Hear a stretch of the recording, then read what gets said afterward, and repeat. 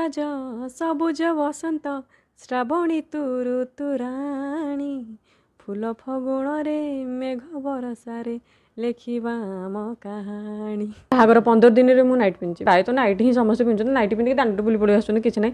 ଭଲ ମାନେ ୱେରେ ଯେହେତୁ ଭିଡ଼ିଓଟା କରୁଛି ଏପର୍ଯ୍ୟନ୍ତ କିଛି ସେମିତି ନେଗେଟିଭ୍ କିଛି ଆସିନି। ଲୋକ ଦେଖିବାକୁ ଆସିଥିବେ, ତାଙ୍କ ମାନେ ବଡି ସେନ୍ସ ଜଜ୍ କରିବାକୁ ଆସିଥିବେ, ତାଙ୍କୁ ତ ଆମେ କିଛି କହିପାରିବାନି, ସେ ବଡି ହିଁ ଦେଖିବେ।